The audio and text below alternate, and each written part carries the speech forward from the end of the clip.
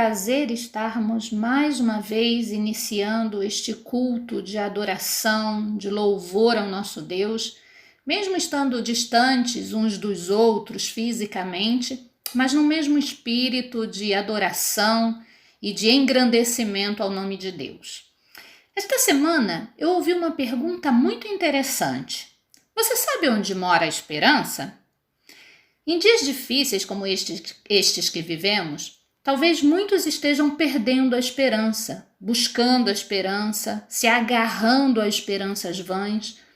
Nós que conhecemos a grandeza do nosso Deus, o seu poder e o seu braço forte, podemos dizer que sabemos muito bem onde mora a esperança.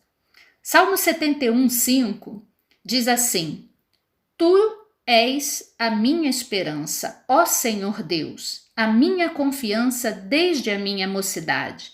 Ainda o Salmo 62:5: Ó minha alma, espera somente em Deus, dele vem a minha esperança. Nós sabemos muito bem o endereço da esperança. Nós sabemos onde encontrá-la. E essa esperança não muda. Não é como a esperança duvidosa do mundo. É uma esperança eterna, imutável. Que hoje possamos nos apresentar ao Senhor em culto coletivo com os nossos corações alegres e firmes, renovados, porque essa nossa esperança está em Deus, aquele Criador dos céus e da terra.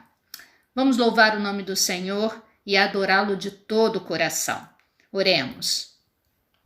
Senhor Deus, nosso Pai, nós louvamos o teu nome, nós te agradecemos pela oportunidade que temos de mais uma vez nos reunirmos, de louvarmos o teu nome, de estarmos unidos no mesmo espírito de adoração e de louvor.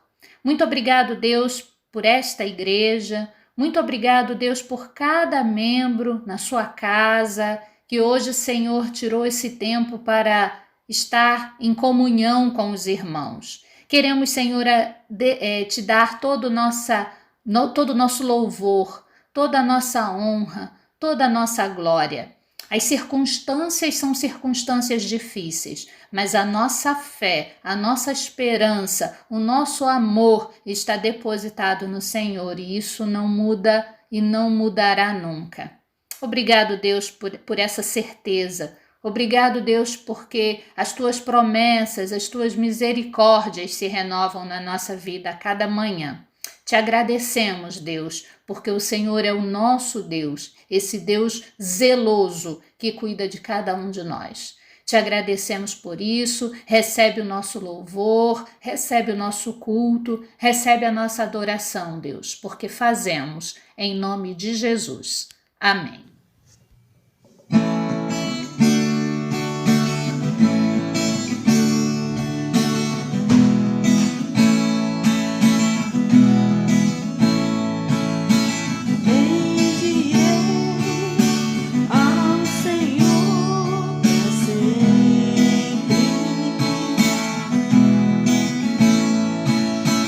Confiarei a Ele todo o meu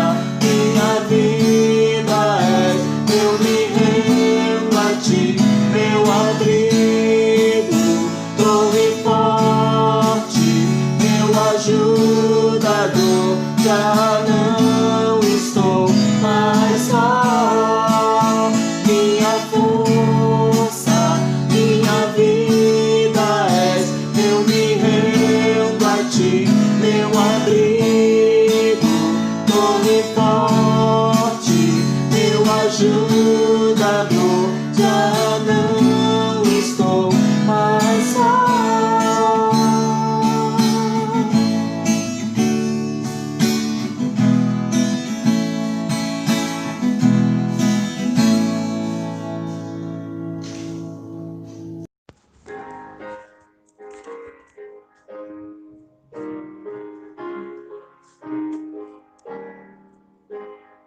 Riquezas não preciso ter, mas sim celeste bem, nem falsa paz ou vão prazer, por quanto crente tem. Eterno gozo no Senhor, por desfrutar o seu amor.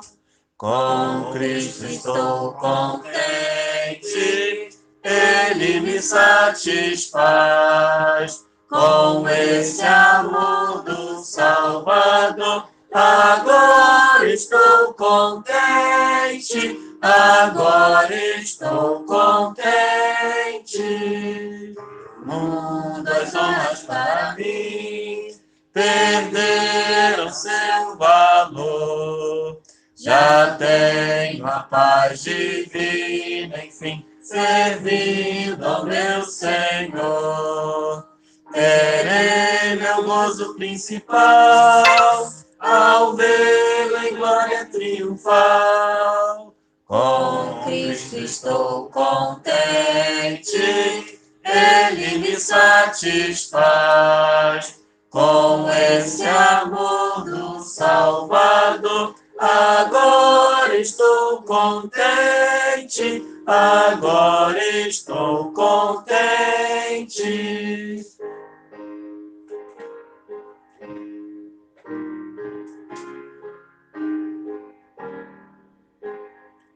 Até que veja lá no céu, aonde Cristo entrou, e veja a face já sem véu de quem me resgatou. Desejo só aqui viver de um modo que lhe dê prazer. Com Cristo estou contente, Ele me satisfaz. Com esse amor do Salvador, agora estou contente, agora estou contente. Prezados irmãos, prezadas irmãs, querida Primeira Igreja Batista de Costa Barros, mais uma vez uma alegria muito grande para mim poder participar deste culto com vocês. Eu creio que a experiência que estamos vivendo nos últimos meses já marcou a vida de cada um de nós e também a vida das igrejas. Mas se olharmos para essa situação crítica e inesperada que é a pandemia do coronavírus, nós veremos que, pela graça de Deus, nós continuamos de pé, não é verdade? Agora nós deveremos pensar como encararemos a chamada nova normalidade, visto que esse tempo nos mostra que precisaremos realinhar a nossa visão em relação a algumas realidades e ver quais são as oportunidades para continuarmos a ser cristãos e igreja relevantes, que cumpram bem a missão que nos foi confiada pelo Senhor. Uma coisa, porém, é certa. Independentemente do que vem pela frente, algumas coisas não poderão mudar, e são elas: a nossa fé, a nossa visão de reino e a nossa esperança. Por isso, eu quero refletir com vocês, nesta oportunidade, sobre a importância de se manter viva a esperança até o fim. Enquanto caminharemos nessa reflexão, pensaremos nas advertências feitas sobre os perigos de se viver uma vida cristã sem propósito, os sinais que levam ao esfriamento na fé e até mesmo pensaremos sobre a tragédia que é a apostasia.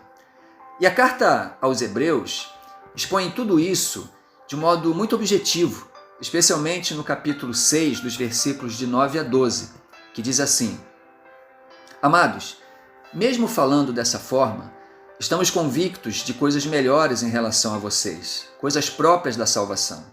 Deus não é injusto. Ele não se esquecerá do trabalho de vocês e do amor que demonstraram por Ele, pois ajudaram os santos e continuam a ajudá-los. Queremos que cada um de vocês mostre essa mesma prontidão até o fim, para que tenham a plena certeza da esperança, de modo que vocês não se tornem negligentes ou indolentes, mas imitem aqueles que, por meio da fé e da paciência, recebem a herança prometida. O autor da carta aos Hebreus estava elogiando aqueles crentes, afirmando que eles tinham demonstrado frutos da salvação. Ele reconhecia o cuidado que eles tinham demonstrado pelo povo de Cristo, um serviço que Deus nunca despreza. Mas mesmo assim, ele os adverte a não deixarem que esse passado os fizesse estagnar na fé, pois se não perseverassem, todo o bem que tinham feito seria desfeito pelo tempo, pela frieza, pelas circunstâncias, etc, etc. Aqueles crentes enfrentavam uma terrível perseguição, e essa crise poderia levá-los a negar o Evangelho, o qual haviam crido, e a abandonar a fé que haviam abraçado. O autor da carta aos Hebreus trata como potenciais apóstatas aqueles que vivem a vida cristã com pouco interesse. Este é o argumento central deste trecho da carta aos Hebreus. Alguns dias atrás, enquanto eu li esta carta pessoalmente e refletia sobre todas essas coisas, eu lembrei da nossa igreja aqui na Itália, da dedicação de cada um dos nossos irmãos e do esforço que fizeram durante o período da quarentena e estão fazendo até agora, nesse momento difícil da pandemia, mostrando para eles que eles não desanimaram e que era importante continuar, né? E eu falei para eles, entretanto, irmãos, agora que as coisas começam a melhorar, eu falei para eles, nós não podemos parar. O que fizemos até aqui não pode ser visto como um bônus. Não podemos baixar a guarda. Eu os adverti. É exatamente isso que o autor da carta aos Hebreus quer enfatizar. Ele queria lembrar àqueles crentes que a mesma diligência que eles tiveram no início deveria ser a sua marca até o final, até que entrassem na possessão da promessa. Mas que promessa? A promessa da morada eterna, o descanso do qual a carta aos Hebreus se refere, a nossa salvação eterna. Portanto, aqueles crentes precisavam tão somente abundar na esperança e na perseverança, da mesma forma como já eram ricos em amor, como o autor fala. A esperança é mantida pela perseverança, e a perseverança depende da contínua aplicação dos princípios do amor e da fé. E isso não é automático, mas precisa ser cultivado e fortalecido todos os dias. Isto quer dizer que, se um cristão for negligente, isto é, relapso, apático, descuidado, indiferente, ele poderá naufragar na fé. É essa a ideia que nós temos. E esse era o pecado que estava afetando aquela comunidade cristã, a qual a carta aos Hebreus fora enviada. E por isso, eles corriam o risco da negação da fé, eles corriam o risco da apostasia. O que é apostasia?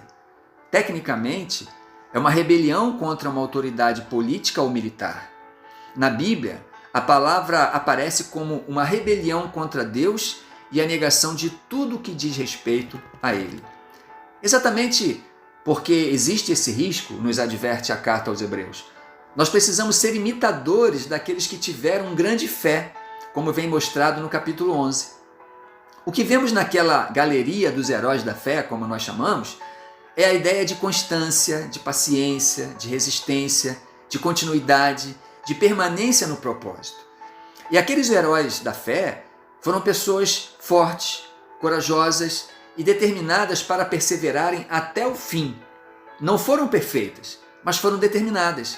E nós devemos seguir os exemplos desses heróis da fé, como ensina a carta aos Hebreus. Hebreus capítulo 11 fala não somente de personagens, mas fala também das promessas feitas a eles e através deles.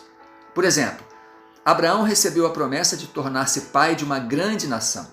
E isso não só do ponto de vista da formação de um país que conhecemos hoje com o nome de Israel, mas sobretudo a formação de uma nação espiritual, ou seja, com aqueles que são da fé. Portanto, essa esperança que nos foi proposta, como explica o autor da carta aos Hebreus, é a salvação, é a vida eterna, sendo isso o centro da promessa feita a Abraão. Este era o centro da promessa.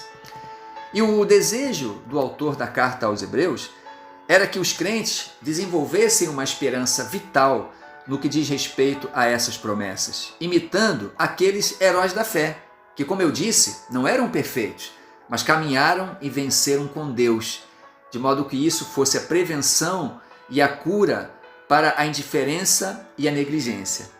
Essa exortação, queridos irmãos, vale para nós ainda hoje.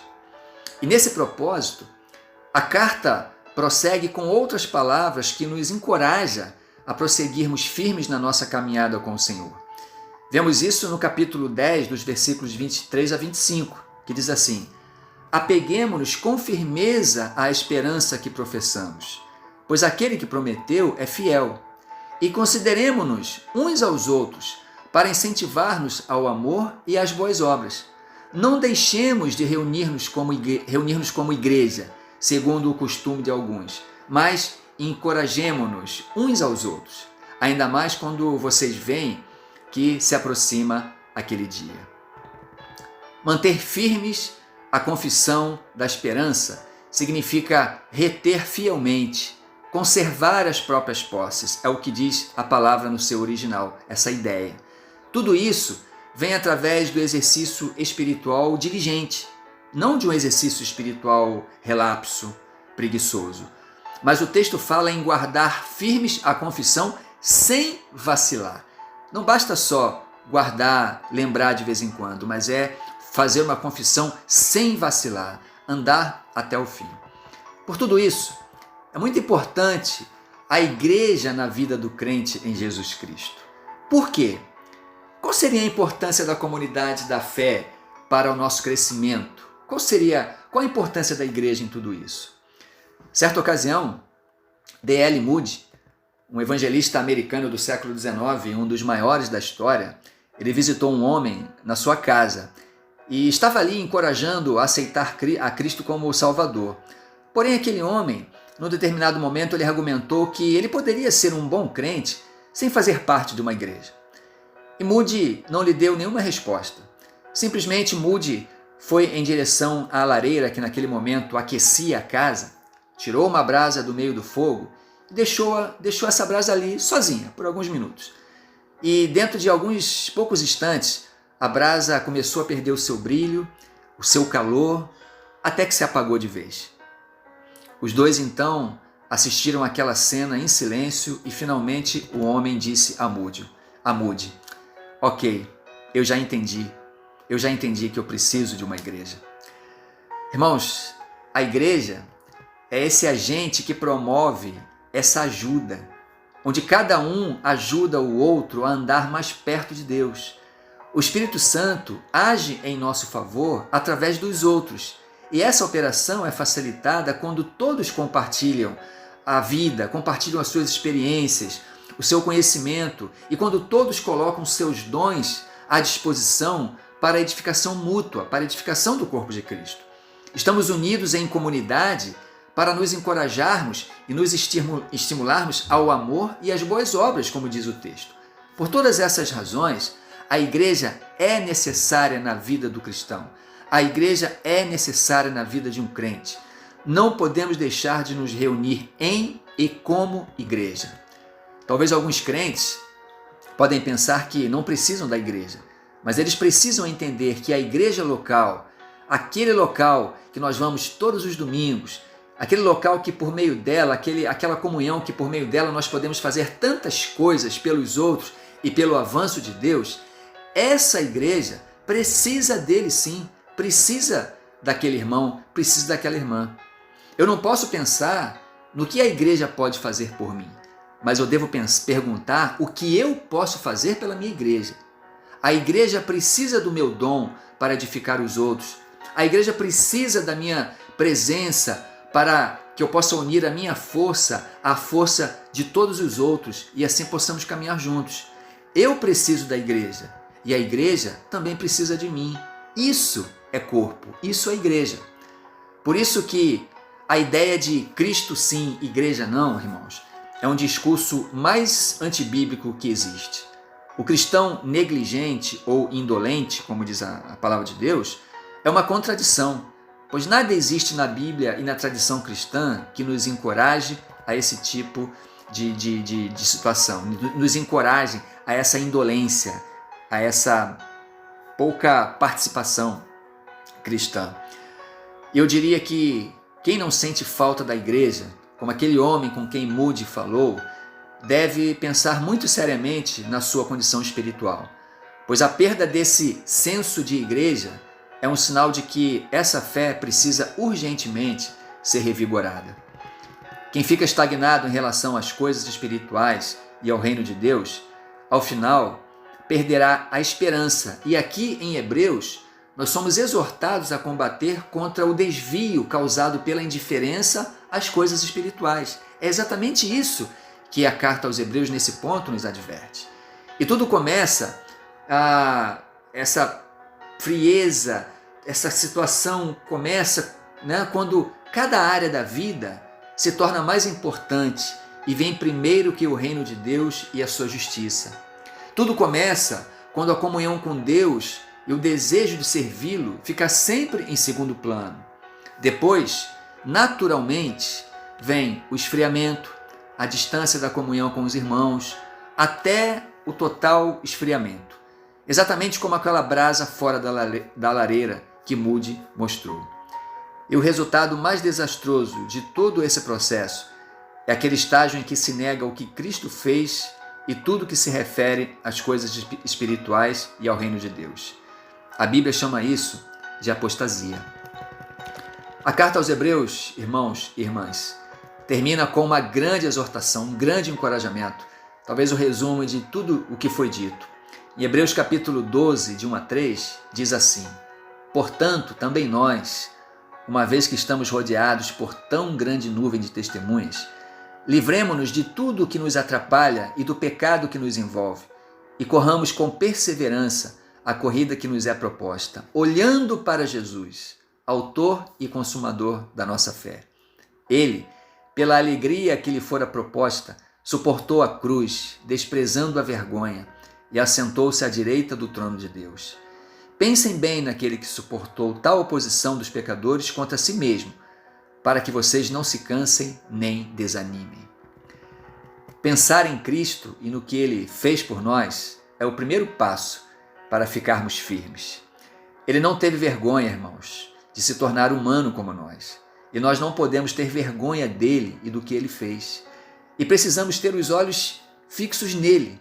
Se assim o fizermos, a nossa vida será de plena alegria, o serviço a Deus será feito com grande satisfação e não cairemos no perigo de abandonar a fé. Portanto, queridos irmãos e irmãs, não baixem a guarda nem desanimem. É isto que a palavra de Deus nos exorta e é isto que eu desejo sinceramente para cada um de vocês. Que vocês continuem firmes e que o Senhor abençoe a cada um de vocês rica e abundantemente. Que o Senhor abençoe rica e abundantemente a querida e amada Primeira Igreja Batista de Costa Barros. Em nome de Jesus. Amém, irmãos.